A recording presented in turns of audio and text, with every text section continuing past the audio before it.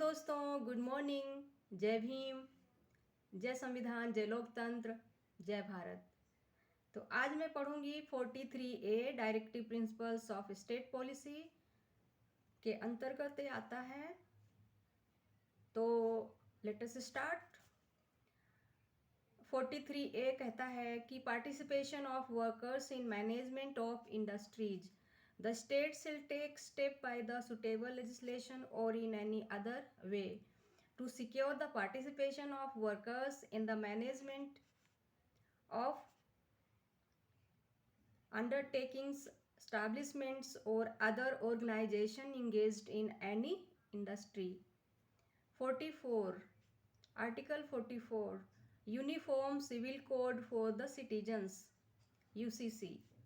The state shall endeavor to secure for the citizens a uniform civil code throughout the territory of India. 45 Article Provision for Early Childhood Care and Education to Children below the age of 6 years. The state shall endeavor to provide early childhood care and education for all children until they complete the age of 6 years. 46. Article 46. Promotion of educational and economic interests of the scheduled caste and scheduled tribes and other the weaker sections. The state shall promote with special care the educational and the economic interests of the weaker sections of the people, and in particular of the scheduled caste and the scheduled tribes, and shall protect them from social injustice and all forms of exploitation. Article 47. Article 47. Duty of the state to raise the level of nutrition and the standard of living and to improve public health. The state shall regard the rising of the level of nutrition and the standards of living of its people and the improvement of public health and among its primary duties, and in particular the state shall endeavor to bring about prohibition of the consumption except for medical purposes of the intoxicating drinks and of drugs which are injurious to health.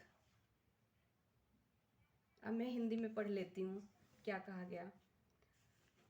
अब 43 का यानी 43 का कहता है कि उद्योगों के प्रबंध में कर्मकारों का भाग लेना। राज्य किसी उद्योग में लगे हुए उपक्रमों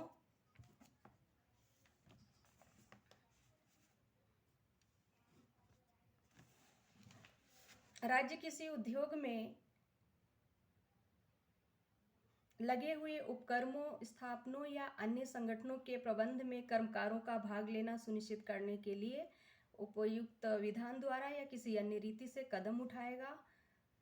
44 अनुच्छेद 44 नागरिकों के लिए एक समान सिविल संहिता राज्य भारत के समस्त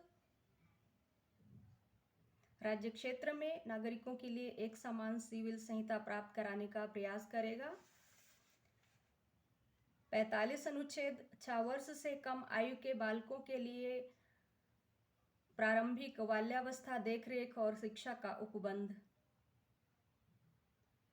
राज्य सभी बालकों के लिए 6 वर्ष की आयु पूरी करने तक प्रारंभिक बाल्यावस्था देखरेख शिक्षा देने के लिए उपबंध करने का प्रयास करेगा। अनुच्छेद 46 अनुसूचित जातियों, अनुसूचित जनजातियों और अन्य दुर्बल वर्गों की शिक्षा और अर्थ संबंधी हितों की अभिवृद्धि। राज्य जनता के दुर्बल वर्गों के, विशिष्टतः अनुसूचित जातियों और अनुसूचित जनजातियों के शिक्षा और अर्थ संबंधी हितों की विशेष सावधानी से अभिवृद्धि करेगा और सामाजिक अन्याय और सभी प्रकार के शोषण से उनकी संरक्षा करेगा। अनुच्छेद 47 पोषाहार स्तर और जीवन स्तर को ऊंचा करने तथा लोक स्वास्थ्य का सुधार करने का राज्य का कर्तव्य। राज्य अपने लोगों के पोषाहार स्तर और जीवन स्तर को ऊंचा करने और लोक स्वास्थ्य के सुधार को अपने प्राथमिक कर्तव्यों में मानेगा तथा राज्य विशिष्टता मादक पेयों और स्वास्थ्य के लिए हानिकारक औषधियों के औषधीय प्रयोजनों से भिन्न उपभोग का प्रतिषेध करने का प्रयास करेगा। तो ये आता है directive principles of state policy के अंतर्गत। और मैं अभी आगे पढ़ती हूँ। आर्टिकल 48। आर्टिकल 48 क्या कहता है? Organisation of agriculture and animal husbandry. 48 article says organization of agriculture and animal husbandry. The state shall endeavor to organize agriculture and animal husbandry on the modern and scientific lines and shall in the particular take steps for preserving and improving the breeds and the prohibiting the slaughter of cows and calves, other milch and draught cattle।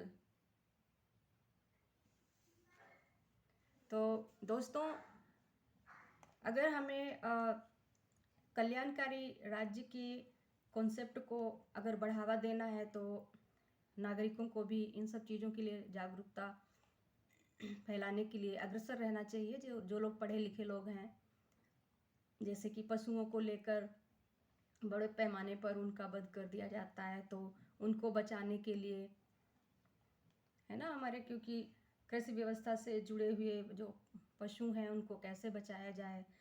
इसमें cattle का जिक्र आ रहा है और cause का आ रहा है, उनके जो बछड़े हैं काल्फ का आ रहा है। इन सब का जो एलीगल तरीके से स्लॉटर हाउसेज हैं उनको बंद करना पड़ेगा, क्योंकि तभी हमारा जो एनिमल्स किंगडम है भारत में वो बच पाएगा। तो सभी लोगों को संविधान को पढ़ने की ज़रूरत है और मेरा प्रयास है कि संवैधानिक जागरूकता भारत में बढ़े और सभी लोग नागरिक जैसे अपने अधिकारों को जानते हैं, वैसे जो स्टेट के नीति निर्देशक तत्व हैं उनको भी लोग जानें कि स्टेट कैसे कैसे इन अनुच्छेदों को इम्प्लीमेंट करता है और इनके लिए कल्याणकारी योजनाएं बनाता है।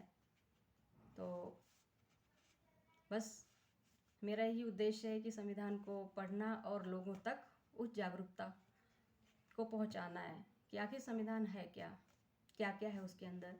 बहुत ही हमारा संविधान कीमती है और पूरे विश्व का सबसे लंबा संविधान है।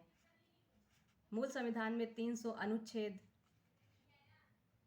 395 अनुच्छेद, 8 अनुसूचियाँ, 12 भाग हैं।